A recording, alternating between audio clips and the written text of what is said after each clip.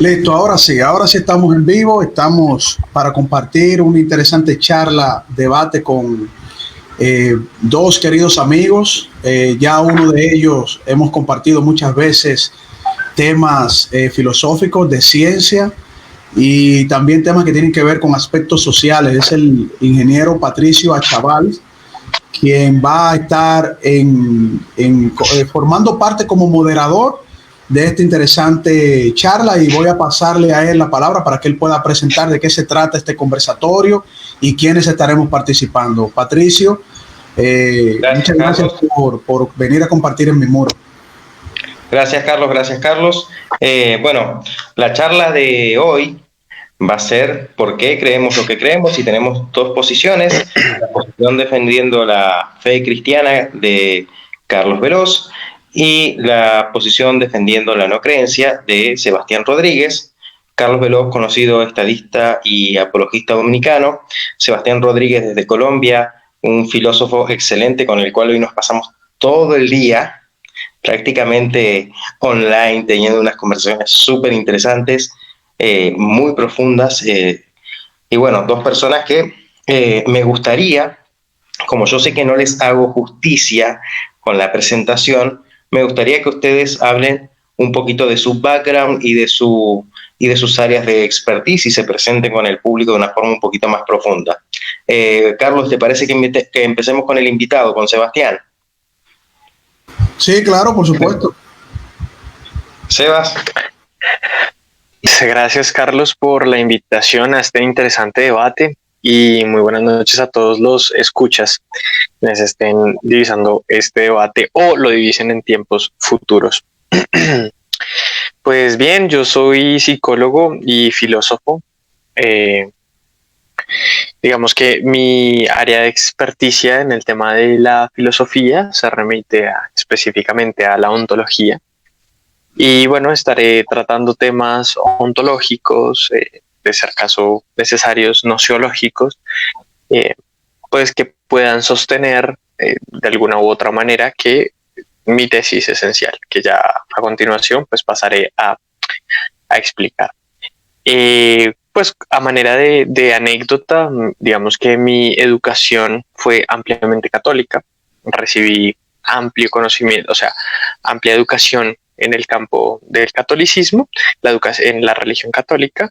Me formé en un colegio católico y en una universidad que tiene muy de la mano con lo que es la comunidad del Opus Dei, ¿verdad? La Universidad de La Sabana. Que si bien es una universidad secular, esto hay que aclararlo, pues tiene una relación con pues esta comunidad religiosa que es el Opus Dei. Digamos que en general, pues mi familia también hace parte, digamos, de esta rama del catolicismo, y pues tengo, digamos, mi formación se sustenta en precisamente las enseñanzas de San José María Escrivá de Balaguer. Creo que eso sería todo por ahora. Bien, Carlos, el piso es tuyo, pero tu audiencia más o menos te conoce, pero quiero que profundices para quienes no están familiarizados contigo y que van a ver este video luego, quién eres, tu background y tu posición, y de dónde sale.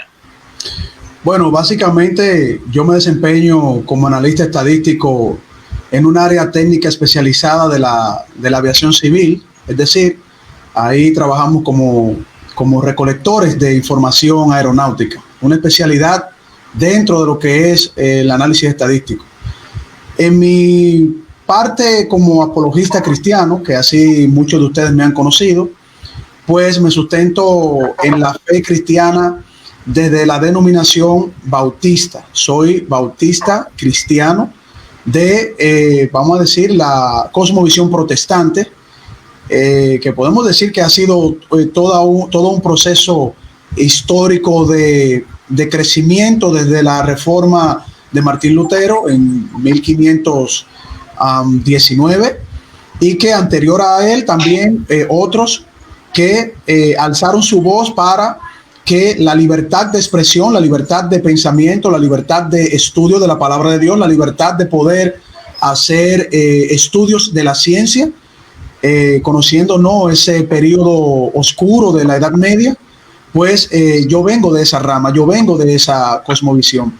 También me he desempeñado como conferencista cuando se me ha presentado la oportunidad por la misericordia de mi Señor, y también soy investigador científico, es decir, dentro de mi campo hago lo mejor posible para poder establecer en mi defensa, en lo que me gusta hacer en la apologética, pues sustentar con cierto conocimiento científico en lo que me desempeño. Pero independientemente de eso, también soy un amante de la ciencia, y gracias a estos menesteres he conocido a grandes amigos, independientemente de que no comparten mi creencia, pero esto me ha ayudado a tener una correlación de amistad, ¿no?, y de confraternidad con muchas personas.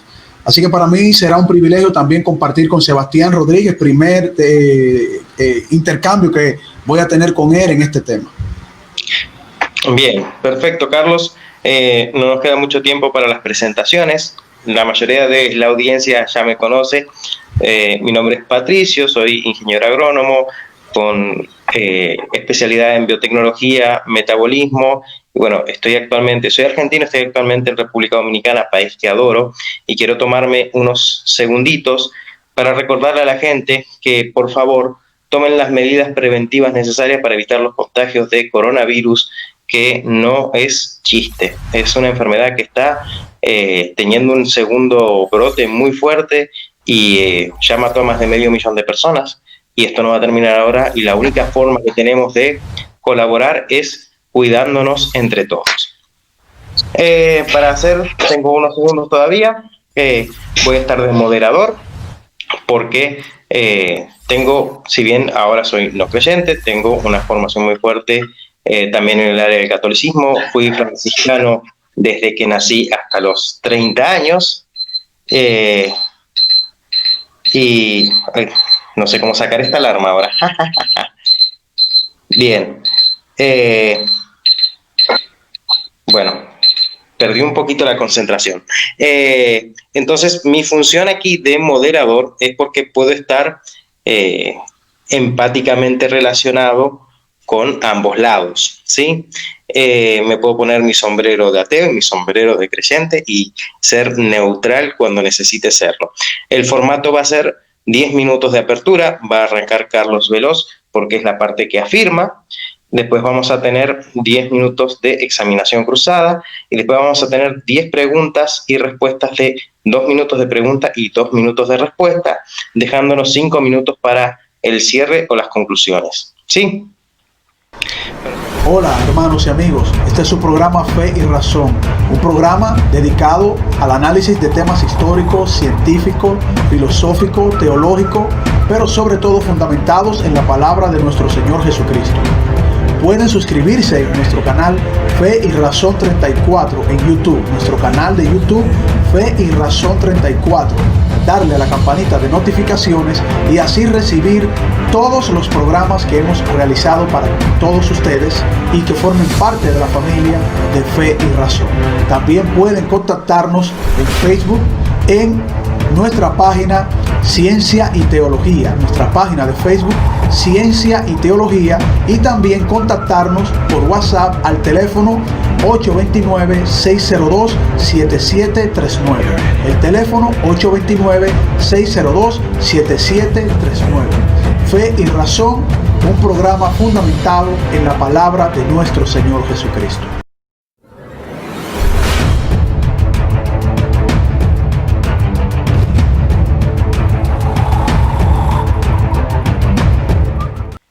Perfecto. Entonces, vamos a arrancar con...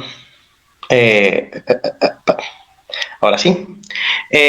Carlos, te doy tus 10 minutos empezando ahora. Bien, muchas gracias. Bueno, básicamente no podemos decir que es una afirmación desde el punto de vista de cómo lo interpretan las personas que tienen una concepción materialista científica.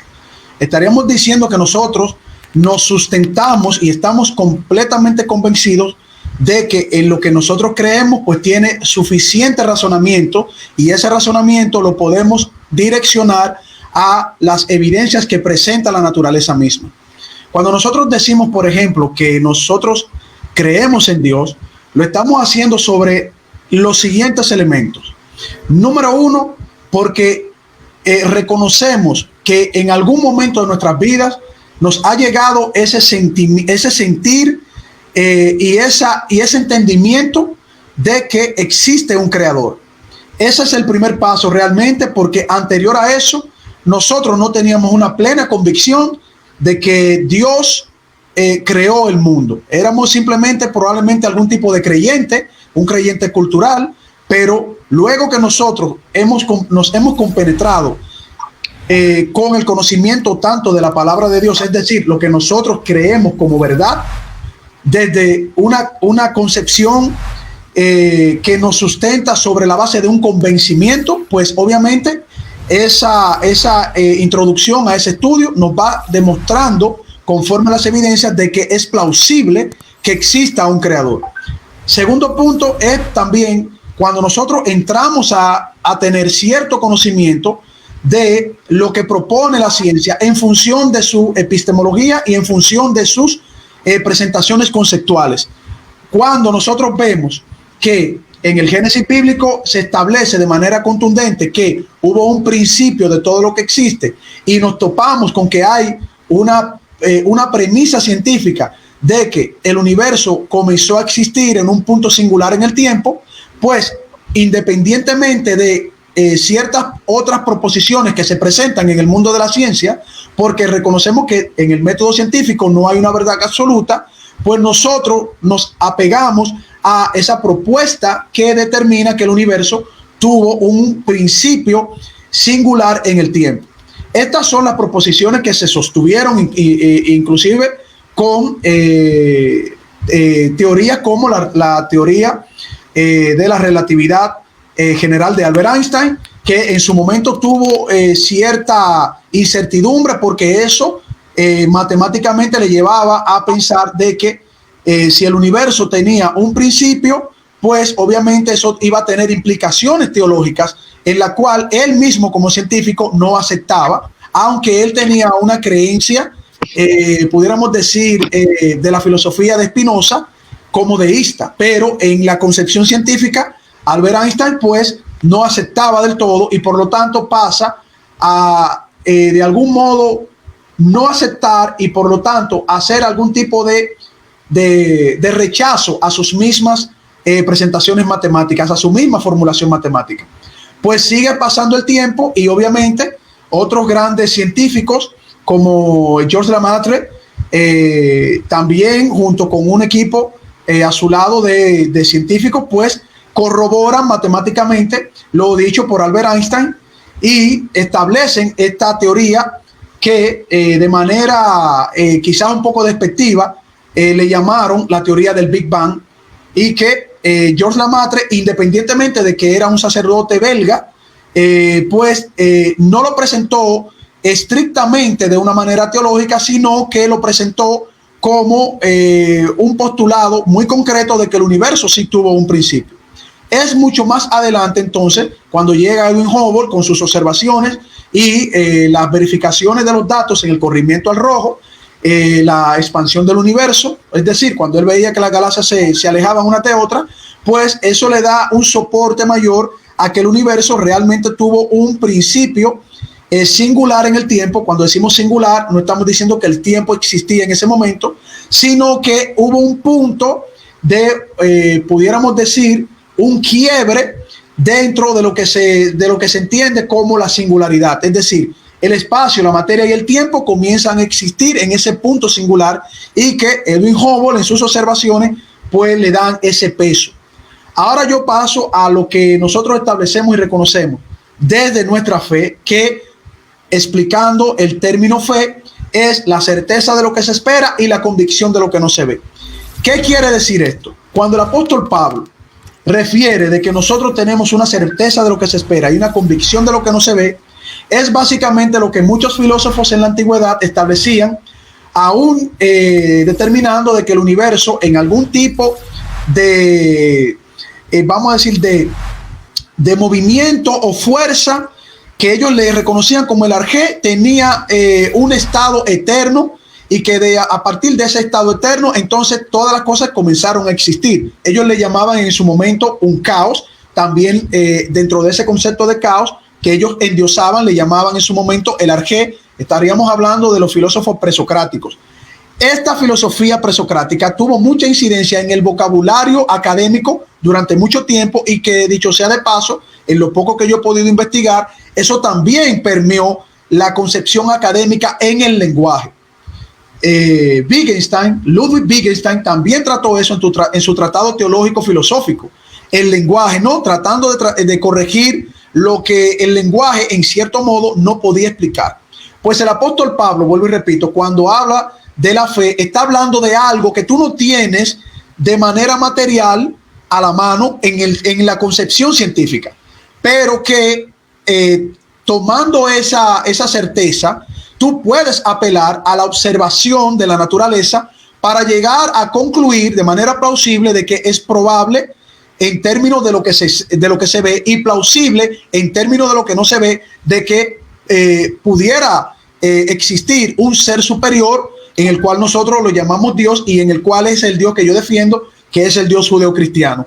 Porque la cultura judeocristiana, partiendo de los antiguos israelitas, durante todo el tiempo y alrededor de toda la presentación filosófica y religiosa de otras culturas y civilizaciones, plantearon un inicio del universo partiendo primeramente de una nada generada por algún tipo de ser. Eso no lo establecían las demás civilizaciones. Eso me ha tocado presentarlo en algunas conferencias en las cuales yo he tenido que entrar en ese mundo y tratar de llegar lo más profundo posible a lo que establecían las distintas filosofías religiosas de las demás culturas y civilizaciones.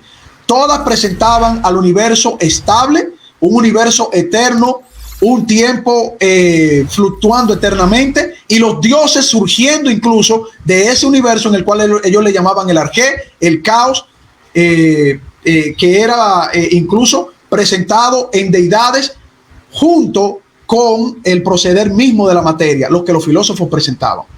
2 minutos. ¿Cuánto me queda? 2 minutos. Ok, entonces lo que nosotros presentamos como plausible es que pudiera existir un ser sobrenatural con capacidad creadora que tenga el poder para crear la materia, el espacio y el tiempo, la energía, y que a partir de esa generación de todo lo que nosotros conocemos como la naturaleza, la plenitud de la naturaleza, pues sus leyes físicas, sus constantes cosmológicas comienzan a funcionar partiendo de la generación y creación de eso que nosotros entendemos como Dios.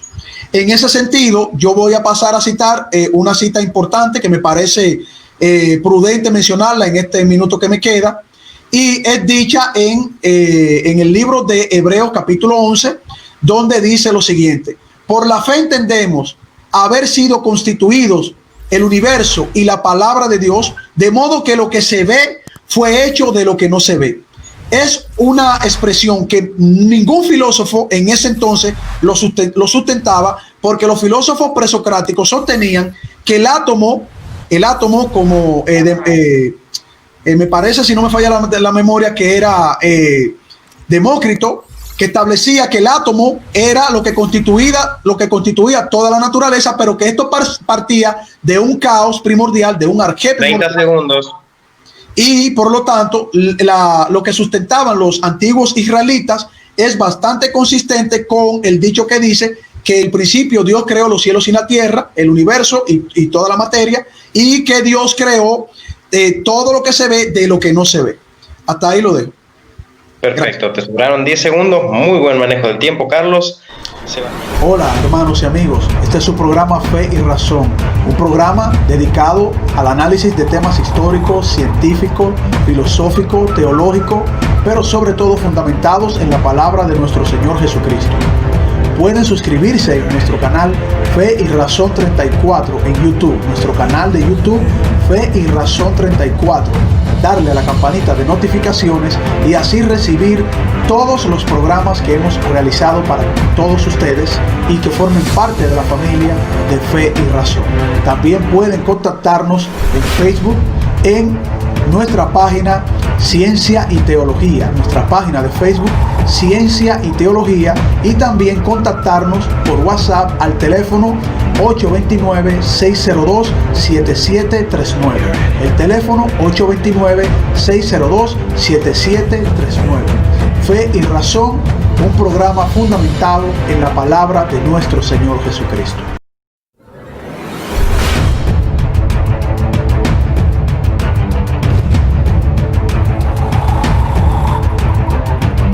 Carlos, Sebastián, tus 10 minutos empiezan ahora. Bueno, muchas gracias. Yo me estaré en la orilla opuesta. Estaré defendiendo la tesis de lo contrario. No hay razones suficientes para pensar que Dios existe. Esa va a ser mi tesis central, ¿vale? Yo me voy a centrar sobre todo en la ontología contemporánea, es decir, en el estudio del ser, de lo que es. Eso es la ontología, el estudio de lo que es. Lo que es en la actualidad es el fenómeno, ¿verdad? Eso es lo que tenemos, eso es lo que existe. Y aunque a priori esto puede parecer innecesario de aclarar, debo recalcar que el fenómeno es la serie de apariciones, ¿sí?, que permiten la manifestación de X cosa, ¿sí? ¿Esto por qué? Porque nos permite reducir una serie de dualismos y desembarazar a la filosofía de una serie de dualismos. Dualismos como causa y efecto, por ejemplo.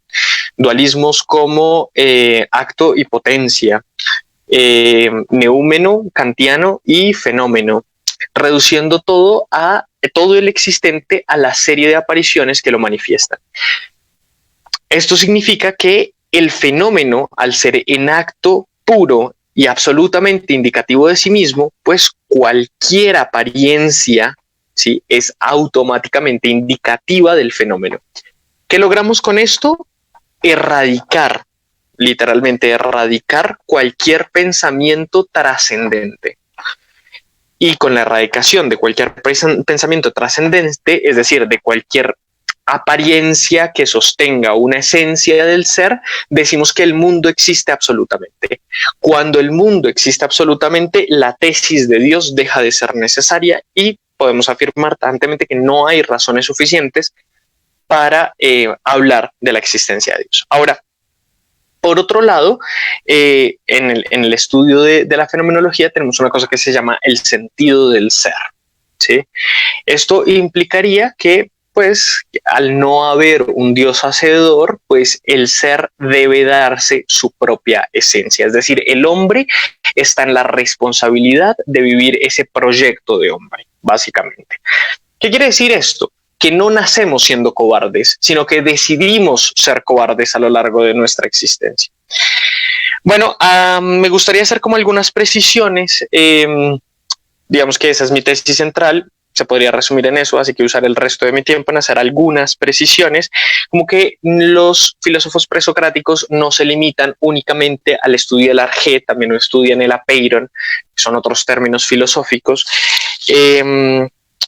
Como que no solamente están los de atomistas, Leucipo y Demócrito. De hecho, Leucipo y Demócrito son contemporáneos a Sócrates, es decir, en los diálogos platónicos se ve muy bien que son contemporáneos de Platón, Aristóteles y Sócrates, que no les hacía ni puñetera gracia lo que decían, pero bueno, esa es otra acepción. Pero bueno, también tenemos a presocráticos como Pitágoras y como Parménides, que nos van a hablar de temas como el ser, es decir, cosas que a priori no están en la naturaleza, o en el caso de Pitágoras, el número, sobre todo el 1.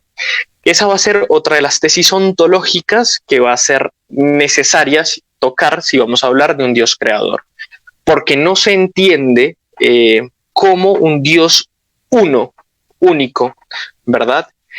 Puede crear una realidad que es simplemente una multiplicidad de multiplicidades. Es decir, no se entiende como de lo uno ontológicamente y lógicamente como de lo uno sale lo infinito. No hay respuesta, o pues al menos yo no he encontrado respuesta para eso. Eso acerca de los filósofos presocráticos, que podría quedar acá, pero bueno, no hay que hacer tal cosa. Ahora, bueno, la otra razón es que al menos desde la ontología habría que recordar a el principio de razón suficiente, especialmente a Schopenhauer, cuando nos recuerda causa no est ratio.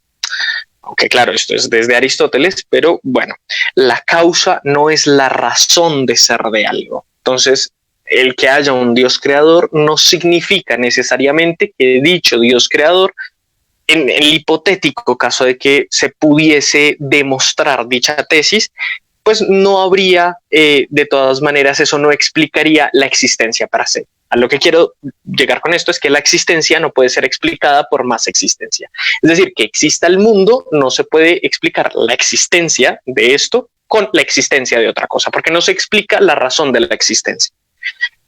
Bueno, ya tendremos largo y tendido para hablar sobre el Kalam,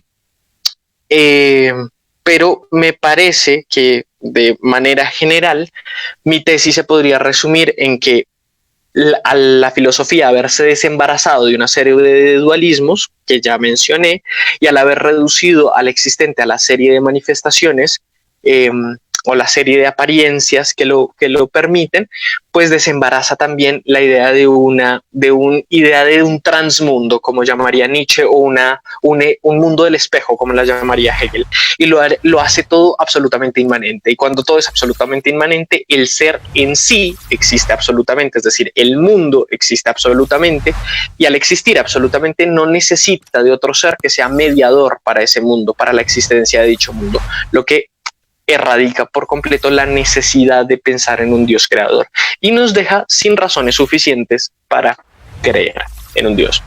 Creo que ahí está. Bueno, te sobraron como 4 minutos. Hola hermanos y amigos, este es su programa Fe y Razón, un programa dedicado al análisis de temas históricos, científicos, filosóficos, teológicos, pero sobre todo fundamentados en la palabra de nuestro Señor Jesucristo. Pueden suscribirse en nuestro canal Fe y Razón 34 en YouTube, nuestro canal de YouTube Fe y Razón 34, darle a la campanita de notificaciones y así recibir todos los programas que hemos realizado para todos ustedes y que formen parte de la familia de Fe y Razón. También pueden contactarnos en Facebook en nuestra página Ciencia y Teología, nuestra página de Facebook Ciencia y Teología, y también contactarnos por WhatsApp al teléfono 829-602-7739. El teléfono 829-602-7739. Fe y Razón, un programa fundamentado en la palabra de nuestro Señor Jesucristo.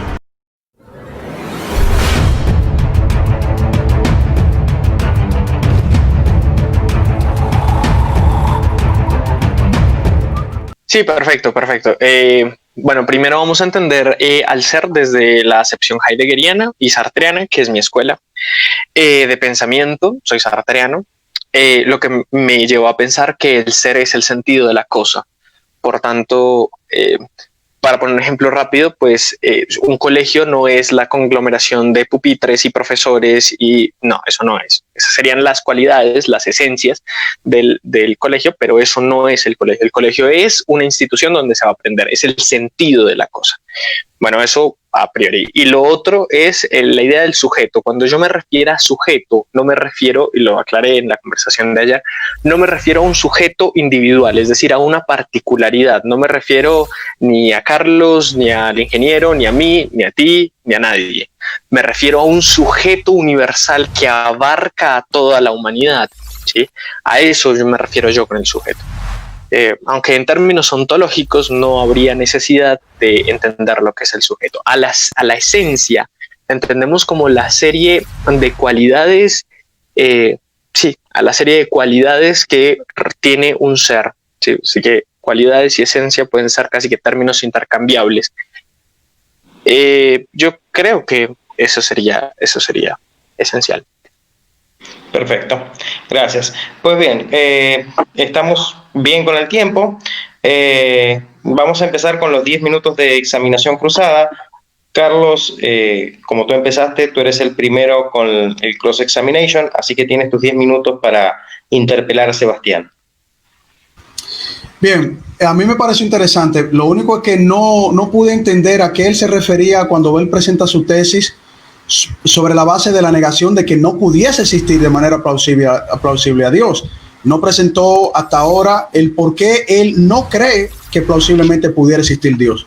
Número 2, él menciona, haciendo referencia a la tesis que yo presenté en un momento en que no era refutación, pero está bien, lo podemos aceptar, de que no solamente los presocráticos que hablaban sobre la concepción del atomismo, ¿no? De la presentación del atomismo, me llama mucho la atención de que él cita a filósofos que eran creyentes religiosos de deidades. Es decir, eso no invalida la presentación que yo hice de Demócrito, porque Demócrito hablaba de componentes en la cual le llamaba átomos, que eran algún tipo de elemento en la naturaleza que no se podía ver, que constituía toda la naturaleza. Es decir, Demócrito y su pensamiento filosófico le da la razón al pensamiento judeocristiano en su momento, y por eso hice una cita directa de lo que decía el libro de Hechos, y que iba a dejar más adelante lo que dice también el apóstol Pablo, refiriéndose precisamente a la concepción natural, para nosotros poder reconocer de que plausiblemente, vuelvo y repito, en una conversación académica, puede existir un ser creador. Por otro lado, no nos ha dado una referencia en su introducción de tesis de por qué básicamente no puede existir ese Dios. Simplemente por decir que el ser, de manera ontológica, tiene que sustentarse a la existencia de la realidad. Es lo que estoy tratando de entender, porque honestamente no entendí de manera profunda, ni tampoco en la explicación que le pidió Patricio. Para mí, el ser forma parte de la realidad, no es el constructor de la realidad. El ser forma parte de la realidad, hablando en términos material de lo que nosotros conocemos, porque solamente hay dos concepciones en la realidad. Existen los objetos y existen los conceptos. Los conceptos parten incluso de un pensamiento que proviene de los objetos. En este caso, nosotros seríamos el ser, o un objeto que tiene la capacidad para generar conceptos. Ahora, ¿es el concepto inexistente porque no se puede asumir como si fuese un objeto? No, definitivamente no, porque el pensamiento humano como concepto ha logrado presentar creaciones en función de lo que nosotros reconocemos como objetos. Un pensamiento ha traído a la existencia cosas que no existían, independientemente de que nosotros podemos utilizar ya elementos existentes en la realidad natural. Por lo tanto, nosotros no tenemos de manera ni filosófica ni material la plena y absoluta garantía de que Dios no puede existir.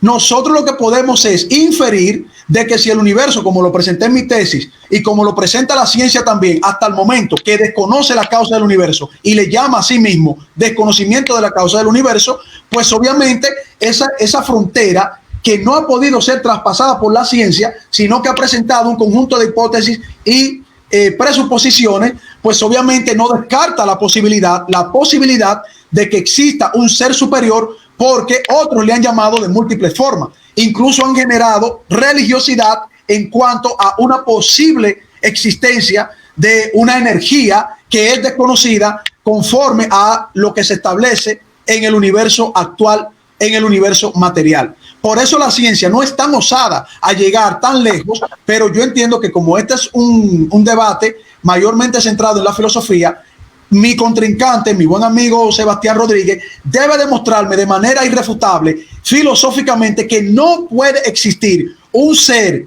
que pueda crear todo por el simple hecho de que él dice que la realidad es simplemente lo que nosotros conocemos de manera material, porque él filosóficamente no tiene esa evidencia. Adelante. Sí, bueno, Sebastián, tenés para contestarle a Carlos 5 minutos. Correcto. Bueno, Carlos, me gustaría recordarte mi tesis central. No hay razones suficientes para creer en Dios. Yo no afirmé en ningún momento que Dios no existiese. Ese sería tema de otro debate que se podría dar en algún momento, pero mi tesis central en este debate es: no hay razones suficientes para creer en Dios. ¿Por qué no hay razones suficientes? Porque si entendemos que lo que existe es el fenómeno, pues el fenómeno desembaraza a la filosofía de ideas trascendentales. Es decir, cuando lo que existe es el fenómeno y el ser en sí del fenómeno, pues el fenómeno no es trascendente a nada, es absolutamente inmanente, por lo que no se puede pensar, al menos fenomenológicamente, un Dios fuera del mundo inmanente, ¿sí? O un ser fuera del mundo inmanente que cree o genere o haga algo dentro del mundo, dentro del mundo inmanente. ¿Esto por qué? Porque necesitaríamos probar o necesitaríamos demostrar un fenómeno divino, y no hay tal cosa como un fenómeno divino, ¿sí? No solamente porque no, porque, y repito la definición de fenómeno, es la serie de apariciones que permiten una manifestación. Cuando hablamos de una serie de apariciones, las apariciones aparecen frente a alguien, ¿sí? Son evaluables, ¿sí? Aparecen frente a un sujeto, y me refiero a un sujeto universal, por supuesto. En ese orden de ideas, ¿sí? La tesis de Dios queda sin razones suficientes para ser soportada desde el punto de vista de la creencia. Uno. Por otro lado, hablaste de la deidad en los presocráticos. Bueno, te comento, los presocráticos y en general la filosofía helénica tiene lo que se conoce como el doble lenguaje. Por un lado estaba el lenguaje académico y por el otro lado tenemos el lenguaje, lo que se conocía como el lenguaje del vulgo, ¿sí? El lenguaje literario. El lenguaje del vulgo incluía la poesía, que a su vez incluía la cantata a los dioses. Es decir, que para poder transmitir el conocimiento, los filósofos se inventaban dioses para que los sujetos que no conocían de filosofía pudiesen entender de qué era lo que se estaba hablando. Dioses como Éride, por ejemplo, o dioses como el amor, o dioses como el odio, en el caso de este presocrático, ahorita se me olvida el nombre, pero fue un presocrático que pensaba que el mundo estaba en un devenir constante entre un huevo primigenio y un estado de expansión y otra vez un huevo primigenio. Es decir, es un sujeto que piensa que el Big Bang y el Big Crunch son posibles aún en el siglo V antes de Cristo. Ahorita se me olvida el nombre, pero te prometo que para la próxima intervención te lo tengo. Y bueno, hay una diferencia, que era lo otro que tenía que hacer claridad, hay una diferencia entre la ontología y la nociología. Yo no puedo fundar la ontología en lo que sé de la cosa, no se puede. La ontología se funda en la cosa misma, en el fenómeno mismo, ¿sí? Lo que sepa o no sepa el sujeto acerca de la cosa es irrelevante en términos ontológicos, porque si no estaríamos hablando de que debería haber un ser del conocimiento, y yo no puedo responder la pregunta del ser del conocimiento sin apelar a lo que conozco del conocimiento y caer en un bucle circular. Por tanto, lo que existe es pues el ser. Eso es lo que existe. No sé si queda alguna pregunta irresuelta. Carlos, tienes 2 minutos más para cualquier duda que tengas. ¿Pregunta o contrarrefutación? Seguimos en el cross-examination, o sea que puedes seguirle refutando. Ok. Bueno, lo primero es que hay una pequeña contradicción. Cuando se dice que los presocráticos representaban con un lenguaje académico a los dioses, eso no es cierto, porque los presocráticos eran fruto de su cultura, y su cultura era una cultura politeísta, y todo lo que ellos conceptualizaban de la naturaleza no lo separaban de sus dioses o deidades. Ahora bien, solamente uno de los presocráticos que estableció probablemente en la historia que era o tenía una concepción ateísta era Demócrito, porque Demócrito había viajado a Egipto y había tenido una concepción distinta de la naturaleza. Por lo tanto, decir que los presocráticos no eran fruto de su cultura y que no eran politeístas, eso no, creo que ahí en ese dato no estaríamos siendo honestos con la audiencia, o me parece que tú tendrías otro tipo de información que no es la información que nosotros tenemos. Número 2, cuando tú dices que filosóficamente, estamos hablando en términos filosóficos, porque si 30 segundos. Si estuviésemos hablando en términos ontológicos, tú tampoco tendrías ningún tipo de evidencia, porque ni siquiera la misma ciencia como te lo dije en mi segunda intervención, tiene los elementos para poder rechazar un ser creador fuera del universo. No entran en ese campo y la ontología no entra en ese campo. La ciencia trabaja en la ontología con los fenómenos que ellos pueden observar. Ahora, con esto cierro. Si tú vas a decir que tú no tienes razones suficientes, pero no niegas a Dios, entonces yo te voy a pedir que dé cuáles son tus razones suficientes para la existencia de todo lo que existe. ¿De dónde surge todo lo que existe? Ontológicamente. Ok, Carlos, perfecto.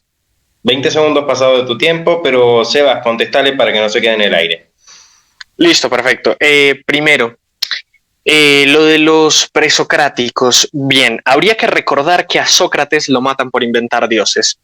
Empezando por ahí. Bueno, a Sócrates, en la apología de Sócrates, a la razón por la que matan a Sócrates es, uno, por perjudicar el pensamiento de los jóvenes, y dos, por inventarse dioses. Ahora, si tú ves el pensamiento, por ejemplo, de los presocráticos está altamente influenciado por lo que tenemos de Aristóteles, así que hablar concretamente de los presocráticos nos es difícil. En tercer término, hay una cosa que es importantísima, que da surgimiento a la filosofía y lo vas a encontrar en cualquier manual, y es el paso del mitos al logos. Eso es importantísimo, no podemos no hablar de eso.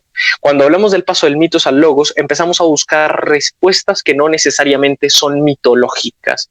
Claro, cuando hablamos de Arge, cuando hablamos de Apeiron, hablamos de principios ordenadores, por ejemplo, en el Arge o en el Apeiron, ¿sí? O de lo que está constituido todo el universo, cuál es la materia esencial para todo el universo, que son naturalistas. Ok, eso lo podemos discutir y en eso estaría, digamos, de acuerdo, pero no por el hecho de que sean naturalistas, que piensen en el agua, que piensen en el fuego, que piensen en la tierra, que piensen en el aire, o que piensen o que sean pues, una reunión de todos estos, los monistas y los pluralistas, pues no por eso decimos que necesariamente creen en dioses. Como te digo, ahorita te paso el nombre de este presocrático, que es muy importante, pero bueno, él tiene dos poemas, ¿no? Un poema que es académico y el otro poema en el que se centra, pues, en temas, digamos, de dioses, pero lo que sabemos actualmente es que ese segundo poema es un poema dedicado como al vulgo, opuesto al alcance del vulgo. En segunda instancia, no insistas en llevar esto al terreno científico porque hablas con un filósofo, ¿sí? Y si bien es cierto que los filósofos pensamos desde los hechos, ¿sí? Yo no tengo por qué afirmar desde la ciencia nada. Lo que tengo que hacer es desde la filosofía dar razones suficientes, como bien lo habías dicho, para desestimar la tesis de Dios. O sostener la mía, que es que no hay razones suficientes para creer. Y esto, como lo dije desde el principio, tiene razones ontológicas. La cosa es que el ser existe en sí, es decir, existe absolutamente. Esto significa que el mundo existe absolutamente. Si el mundo existe absolutamente, dejamos de pensar en contingencias que sean necesarias, y si no hay contingencias, sino que el mundo se sostiene por sí mismo, es decir, el mundo se explica a sí mismo, pues la idea de que el mundo se explique a sí mismo ya nos es suficiente para dejar de pensar en ideas trascendentes. Habría que también recordarte la idea de Parménides, ¿sí? Lo que imposibilita completamente cualquier idea creadora, pues el ser no aparece, ¿sí? El ser siempre es. Por tanto, lo que tú llamas...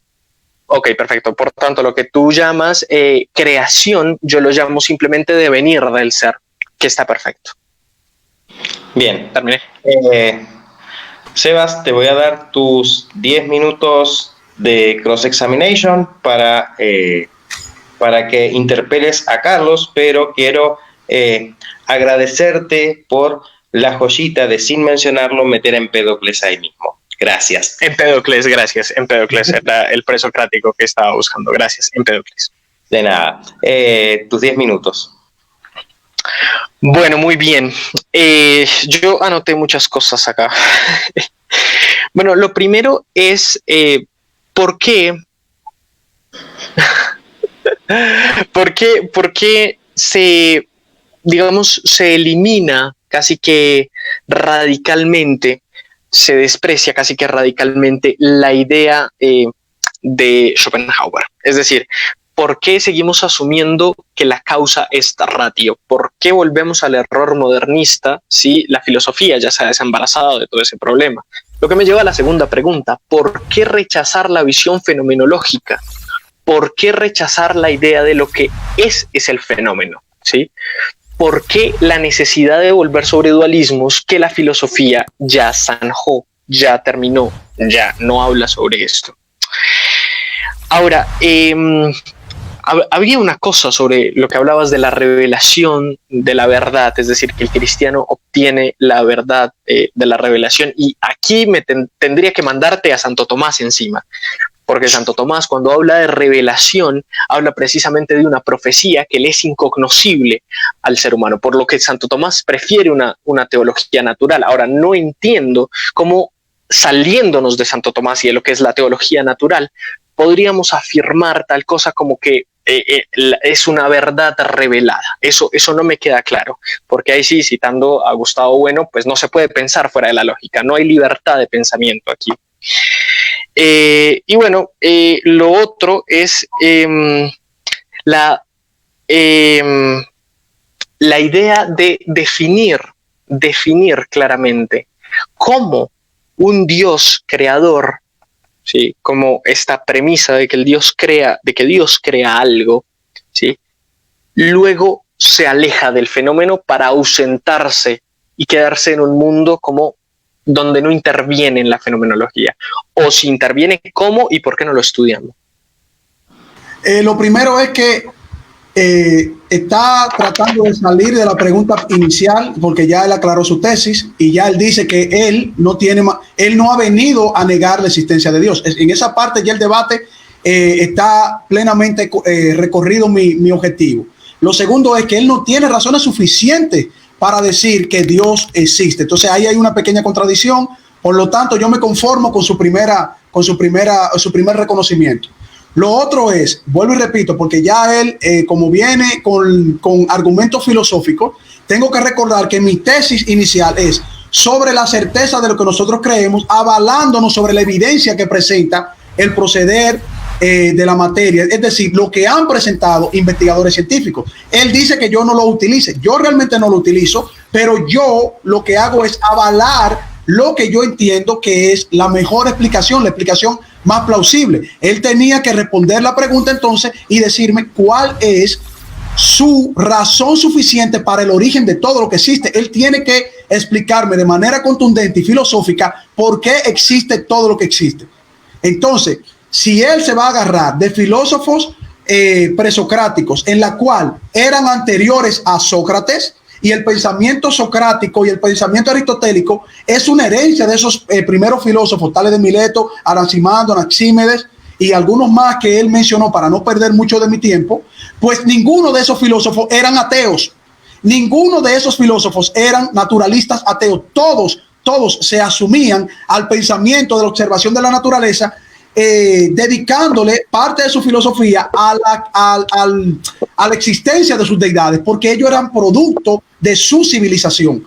Incluso en los escritos de Tales de Mileto, él entendía que el arjé primordial, que era el principio generador de todas las cosas, era algo eterno, pero ese arjé primordial era expresado en una nada caótica, y esa nada caótica partía incluso de la generación de las mismas deidades que él decía que eran reproducidos por ese arjé primordial. Es decir, ninguno de los presocráticos, exceptuando en la investigación histórica a Demócrito, porque Demócrito al viajar a Egipto vino con una visión distinta a la que tenían sus compañeros, entendía de que los dioses no eran fundamentales, sino que lo que era fundamental era ese elemento que él le llamó átomo y que nosotros hemos heredado hasta hoy en la academia.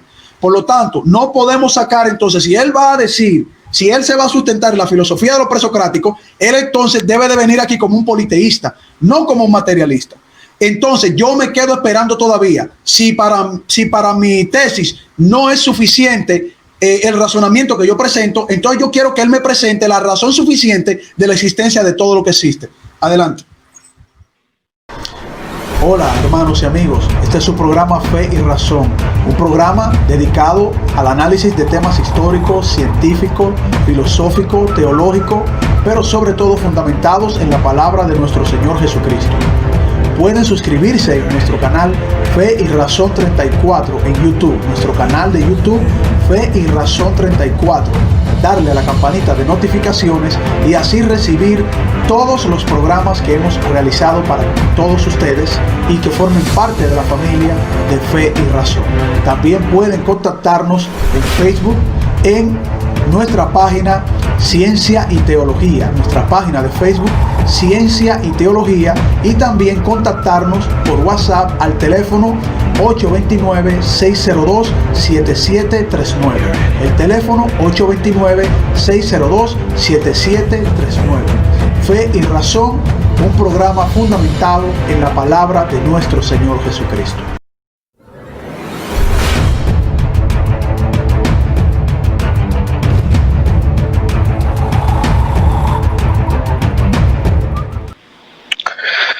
Ok, perfecto.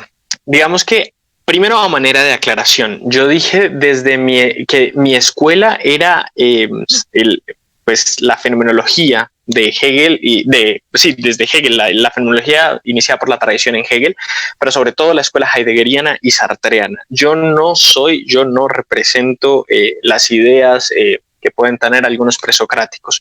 Yo te corregí en algunas cosas que dijiste de los presocráticos, cosa que es completamente distinta, porque se están haciendo una serie de afirmaciones categóricas sobre la historia de la filosofía que no concuerdan y que uno puede ir a manuales y revisar que no es así. Hablas, por ejemplo, de que el único posible ateo sería Leucipo y Demócrito, cosa que no es cierto. Habría que revisar a Empédocles o incluso a Parménides, gracias. Lo que afirmas es que desde la ciencia se puede llegar a la tesis de un creador. Eso fue lo que yo entendí. Pero al hacer esto, intuyo yo que lo que te estás metiendo es en una filosofía, porque ya estás haciendo filosofía a partir de los hechos. Ahora, ¿qué pasa? Si recordamos la máxima parmenidiana, el ser no empieza a ser, ¿sí? Por tanto, no puede haber un antes del ser y un después del ser. No, el ser no aparece de la nada, no se crea, ¿sí? El ser siempre es. Por lo tanto, lo que podríamos pensar es que hay un universo inmanente. Y si Hopkins tiene razón, cosa en la que tampoco me voy a meter, pero lo van a mencionar así por encima. Cosa en la que tampoco me voy a meter, pero si Hopkins tiene razón y la topografía del universo es circular, eso significaría que podríamos viajar hacia adelante o hacia atrás en un evento.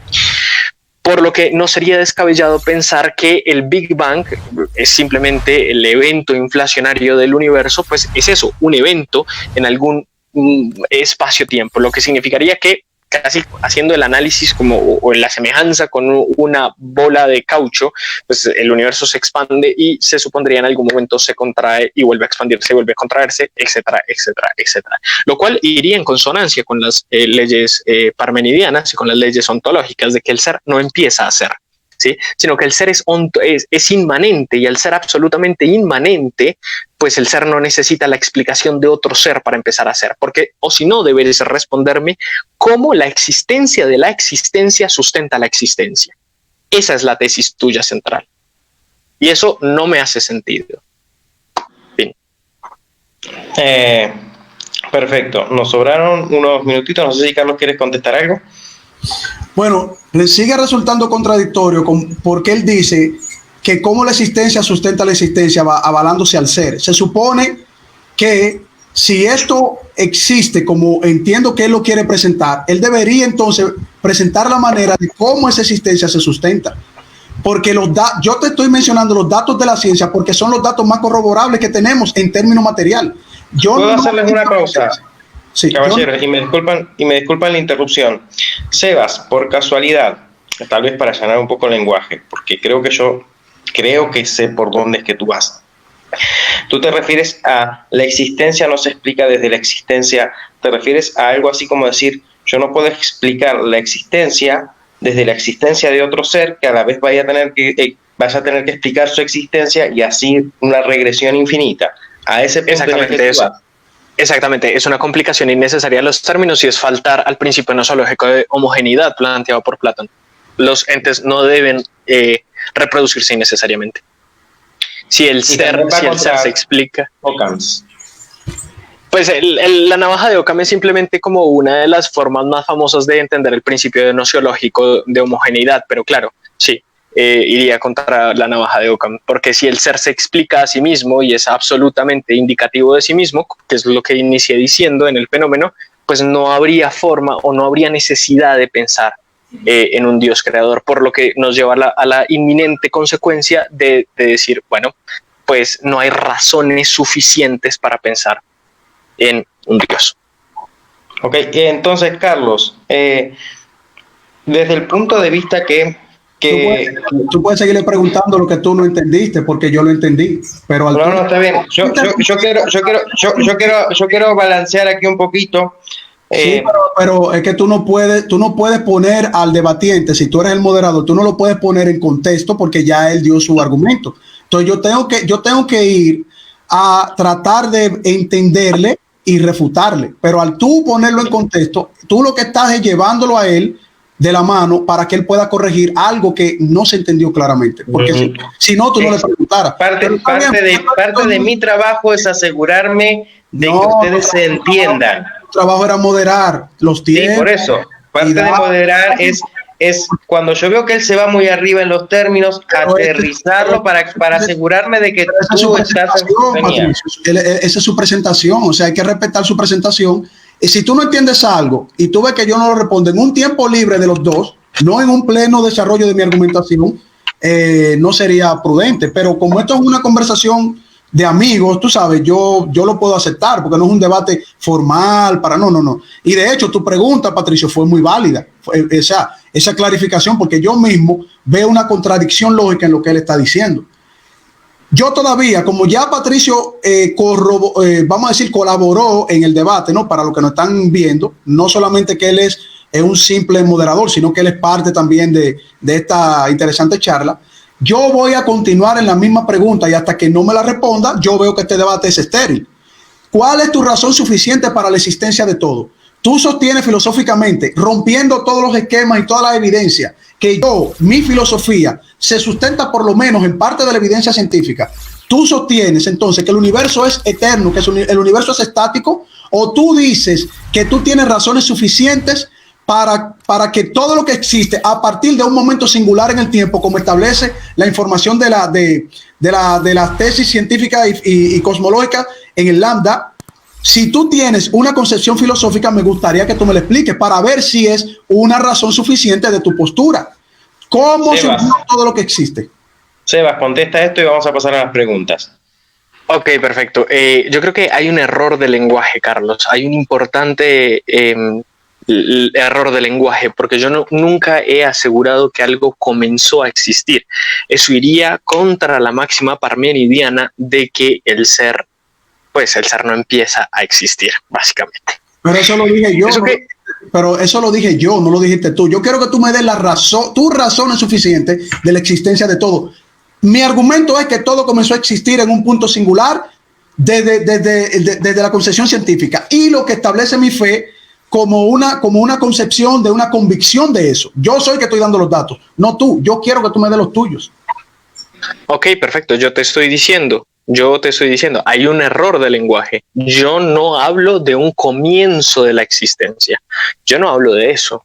Yo lo que digo es que el ser es, punto. Ya no comienza a existir. El ser simplemente es. En ese sentido, el Big Bang no es un comienzo de la existencia. No es un comienzo de la existencia, es simplemente un devenir de la misma. Es decir, el ser del universo está en el devenir, ¿sí? No es que la materia prima del universo haya empezado a existir en ese momento, ¿no? Habían cosas antes, todos pues selladas, si se quiere, en un punto diminuto en el espacio, pero todo el universo estaba ahí condensado, es decir, ya estaba ahí, ya existía ahí, el ser ya es ahí. Lo que sigue es devenir del ser. Habría que leerse pues un poco la introducción, ¿no?, del ser y la nada, donde se refiere precisamente esto, el ser absolutamente indicativo de sí mismo, pues no hace innecesario pensar que haya otro ser. Mejor dicho, lo que quiero decir es que al introducir otro ser como Dios creador, que estuvo antes del Big Bang, es decir, como un motor inmóvil, si se quiere, que generó el Big Bang, yo lo que estoy haciendo es complicando innecesariamente los términos, porque no puedo explicar a Dios, ¿sí?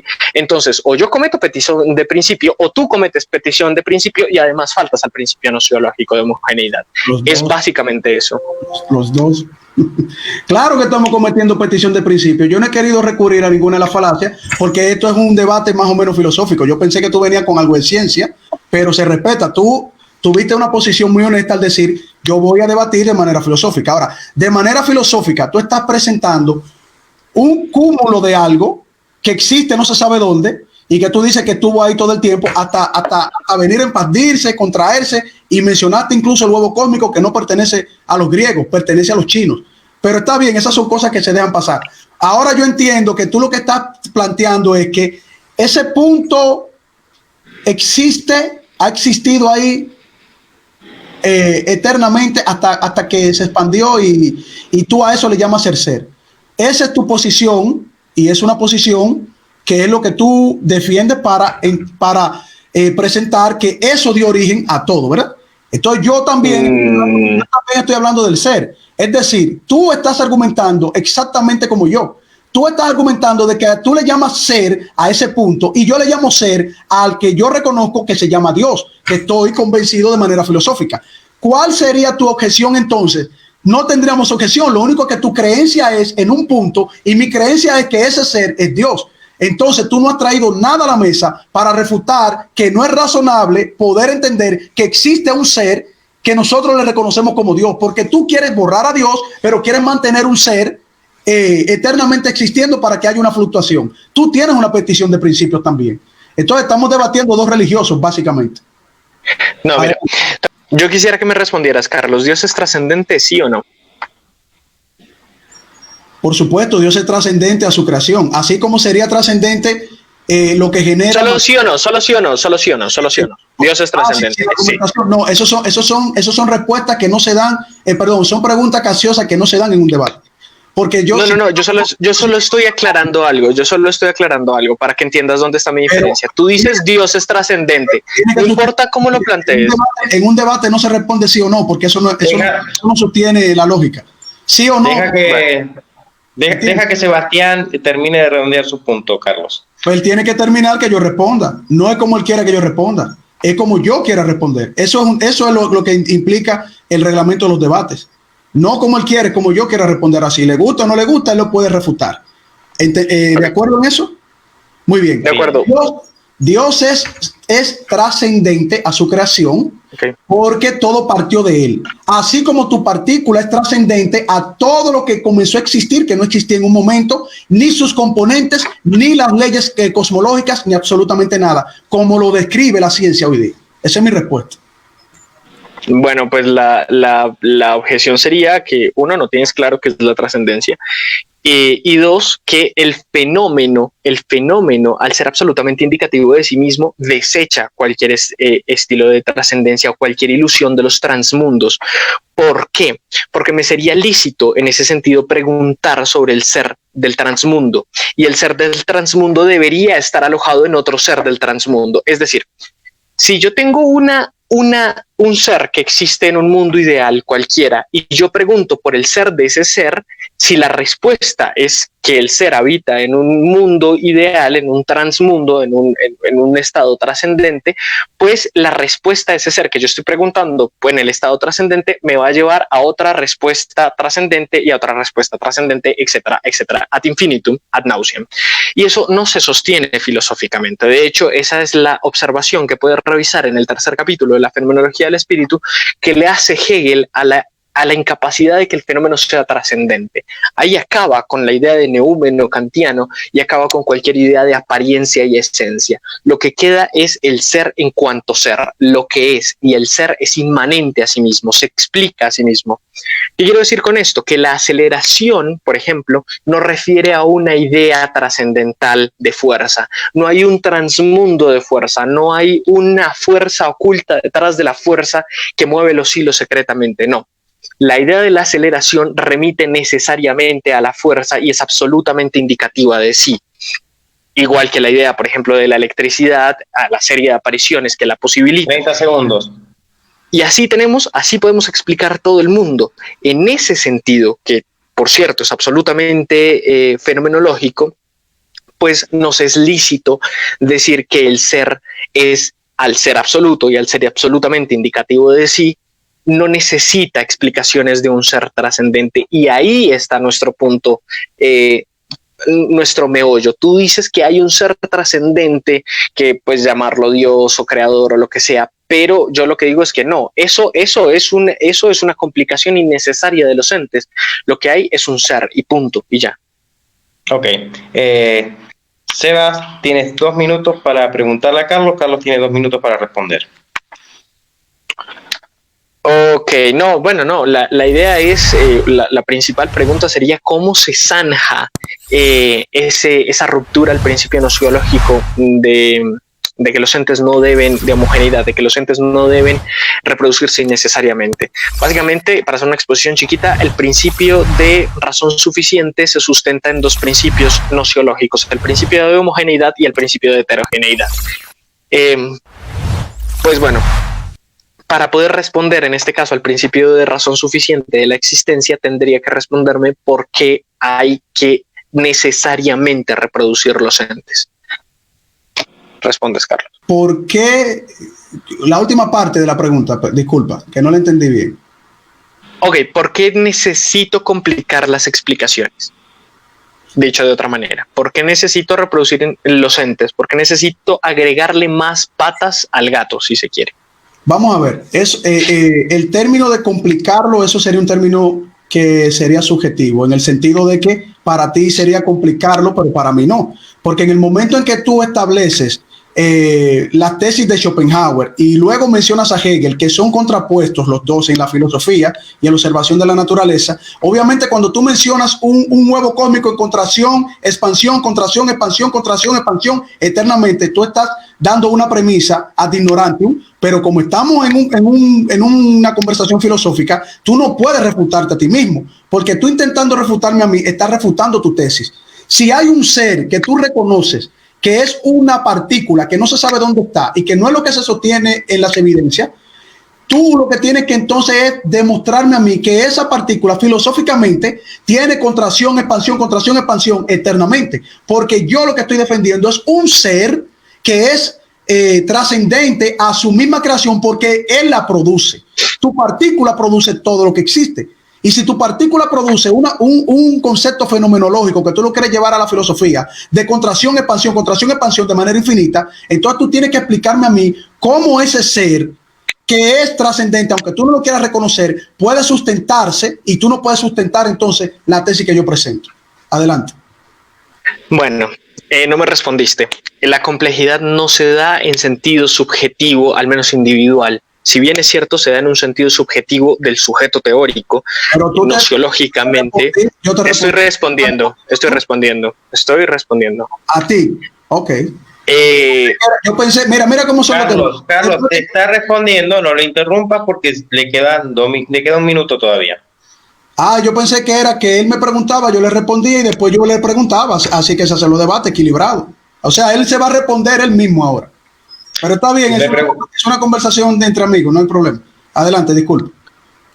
Ok, no me respondiste, sí, en última, no me respondiste. La complejidad no depende de ti ni de mí, depende de un principio nociológico, que eso está fuera de ti y de mí, ¿sí?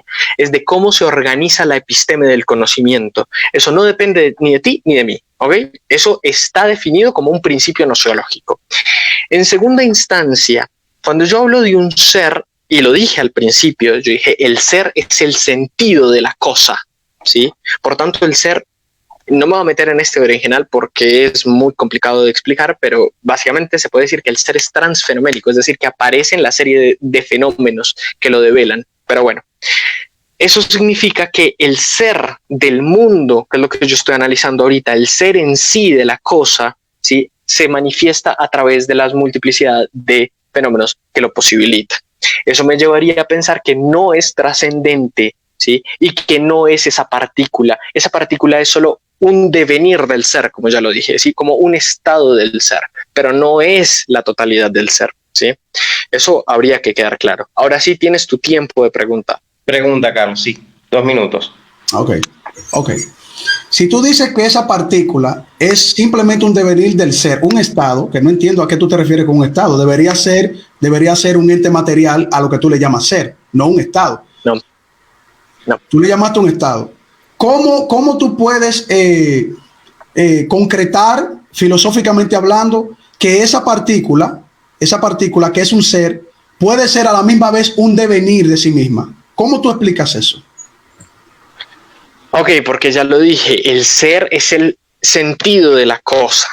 La realidad tiene una aproximación onticontológica. Esto significa que por un lado entendemos la realidad como un ente, como una conglomeración de entes, y por el otro lado entendemos la realidad como la interacción de esos entes, el sentido de interacción de esos entes, ¿sí? Esa es la realidad onticontológica.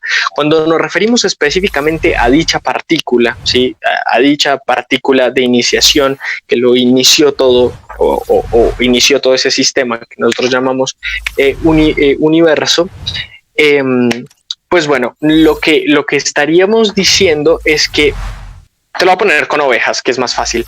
Las ovejas tienen una madre, pero el rebaño no tiene una madre, ¿sí? Es básicamente la idea de esto. Y el rebaño simplemente se constituye como el ser que está constituido por una multiplicidad de ovejas, ¿sí? Igual pasaría con el ejército, igual pasaría con el universo, ¿sí? Así pues, es imposible pensar en un sistema que tenga per se una causa.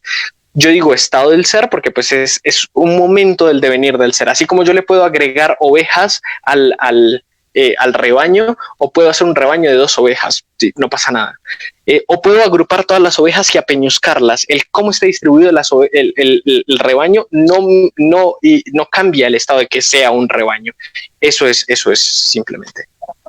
¿Qué tiempo me queda, moderador? Te quedan 2 minutos todavía para volver sobre la pregunta. No, volver sobre la pregunta, ok. Claro, tú tenías 2 minutos para preguntar y 2 minutos para contestar, entonces de esos 4 minutos en total tú tienes 2 minutos todavía disponibles. Muy bien, muy bien. Bueno, él ahora mismo acaba de darme la razón cuando él menciona una analogía de la oveja para sustentar un rebaño. Obviamente la oveja sería el ser que da inicio a todas las demás ovejas para que exista un rebaño. Si no hay ovejas, no hay rebaño. Punto. No hay sistema, no hay un procedimiento para tú llamarle rebaño. Filosóficamente eso es una contradicción. Si la oveja es el ser que genera todas las demás cosas, en este caso, para que exista un rebaño donde van a haber otras ovejas, entonces esa oveja yo la voy a representar también de manera simbólica como que es Dios. Dios es el generador de todas las demás cosas y es el ser que yo estoy defendiendo en este caso. Tú quieres defender una partícula, pero esa partícula que tú la quieres llevar a violar incluso los mismos procedimientos de la lógica, porque tú dijiste que tiene que tener expansión y contracción de manera infinita. Dijiste que esa partícula es el ser que en sí mismo no es la totalidad del ser, pero esa partícula en un momento era la totalidad del ser. Luego dice que esa partícula tiene que generar en sí misma todos los demás fenómenos para que exista el sistema que nosotros le llamamos y le reconocemos como universo. Pues eso no hay ninguna diferencia en establecer de manera lógica que Dios puede ser ese generador de todas las cosas partiendo de él. Él es el ser, él es el generador, él es el que establece el rebaño, él es el que pone todas las demás cosas para que comiencen a subsistir. No quiten en absoluto que no haya un razonamiento para yo poder entender que Dios es ese ser. O sea, tú me estás dando sin darte cuenta toda la razón en cada cosa que tú dices. Así que yo prefiero mejor que tú analices mejor las cosas. Adelante. Sebas, te voy a dejar contestar esto y después vamos a tener 2 minutos para un comentario de cierre. Es interesante que rehuses a darte cuenta de que yo niego la trascendencia de cualquier cosa. Es decir, en el ejemplo del rebaño, Dios sería un pastor, basically, ¿sí? Y el pastor no crea al rebaño, ¿sí? Sí, esa es la cosa, ¿sí? Ahora, el ser no es una restricción material, y ya lo dije y lo aclaré 70 veces. El ser es aquello que se manifiesta a través de los estados materiales, porque podríamos hablar de seres como ser cobarde, por ejemplo. Ser cobarde no es un estado material, ¿sí? Es un estado que se da a través del tiempo, ¿sí? Entonces, pues es simplemente la manifestación. Tú estás queriendo apelar deliberadamente y sin responder a la pregunta esencial de por qué complicar innecesariamente a los entes, a dualismos que de las que la filosofía ya se ha desembarazado. La filosofía actualmente en la ontología ya no presenta cosas como una apariencia y una esencia, no. El ser es absolutamente indicativo de sí mismo, es decir, el fenómeno es absolutamente indicativo de sí mismo. ¿Qué quiere decir esto? Que el Big Bang es absolutamente indicativo del Big Bang. No hay una trasescena del Big Bang, no hay un ser anterior o que mueva los hilos secretamente dentro del Big Bang, no. El Big Bang es absolutamente indicativo de sí, ¿sí? Como, no sé, como la aceleración absolutamente indicativa de sí misma, o como yo soy absolutamente indicativo de mí mismo. No hay otro ser fuera de mí que mueva secretamente los hilos. Esa es la diferencia primordial que me parece no ha quedado clara. Bien, Carlos, te voy a dar 2 minutos para un comentario de cierre y después se los voy a dar a Sebastián. Tú empezaste, tú eres el primero en cerrar. Ok, cierro que tú, la despedida ahora tú dices. No, tu comentario de conclusión. ¿De cierre, del comentario de cierre o respondiéndole a él? No, él te estaba respondiendo, era la última pregunta, la tuya, tus 2 minutos para hacer tu conclusión del debate, tus pensamientos finales, después 2 minutos a Sebastián y después nos despedimos de la audiencia. Muy bien, está bien. No, me quedo entonces sin responder esa parte. Le iba a decir la parte del pastor, él no lo incluyó en la analogía, pero la analogía estuvo muy buena porque estamos hablando de la madre de las ovejas, no de ningún pastor, pero está bien. Mira, yo estoy muy agradecido y también con nuestro querido amigo Sebastián Rodríguez, quien me ha demostrado, independientemente de este debate interesante, no estaremos de acuerdo. Eso sí es verdaderamente trascendente, ¿no? Que no vamos a estar de acuerdo, pero me ha demostrado que es una persona que podemos conversar, tiene mucho conocimiento. Le agradezco porque en cada participación que yo tengo con amigos que conozco, siempre me llevo por lo menos algún aprendizaje. También agradezco a Patricio Achaval por habernos concedido parte de su tiempo. Él siempre ha estado presto cuando tiene tiempo de poder colaborarme. Es una persona que yo admiro y respeto mucho. Y quiero decir que este debate, bueno, yo sostengo mi creencia de que ese ser en el cual nosotros estamos planteando, para mí es Dios. Ese es el Dios creador que ha dado todo ese proceso que sale fuera de él. Él es el creador de todo, él es el legislador de todo, y es lo que yo entiendo que incluso dentro de las evidencias científicas me da un pensamiento filosófico plausible cuando yo trato este tema en términos científico y filosófico, pero me da una seguridad y una certeza absoluta cuando yo hablo de mi reconocimiento, de mi certeza, de mi creencia, y qué es lo que me sostiene y qué es lo que me ha dado una plena claridad en cuanto a mi vida y en cuanto a lo que yo le estoy rindiendo honra, honor y gloria, que es a mi Señor Jesucristo, que me permito en estos segundos finales desearle bendiciones a todos en su nombre. Muchas gracias a ambos y paso la palabra. Está bien, Sebastián, 2 minutos para tus comentarios de cierre. Bueno, agradecer por el espacio, agradecerle a Carlos, a Patricio, que ha estado muy bien de moderador, a Carlos por el espacio, por esa amabilidad en sus respuestas, pero no, todo ha estado de verdad muy bien. A manera de conclusión, para hacer evidente la conclusión del debate, yo por lo menos me quedo sin la razón suficiente de por qué romper ese principio de homogeneidad. Básicamente fue la pregunta que hice a lo largo de todo el debate. ¿Por qué complicar innecesariamente los entes? Eso desde mi perspectiva, pero por supuesto aceptando o concediendo las victorias donde hay que concederlas. Diciendo, claro, que pues desde la ciencia, absolutamente desde la ciencia, no se puede llegar a ninguna conclusión de dioses creadores o no, eso son elucubraciones que hacemos filosóficamente y por tanto pretendí elaborar este debate desde la filosofía. Pues nada, ese es mi comentario final. Muchas gracias por todo. Perfecto. Pues bien, me voy a despedir, los voy a despedir a ustedes. Muchas gracias por hacerme partícipe de esto y bueno, seguimos en contacto para más charlas interesantes.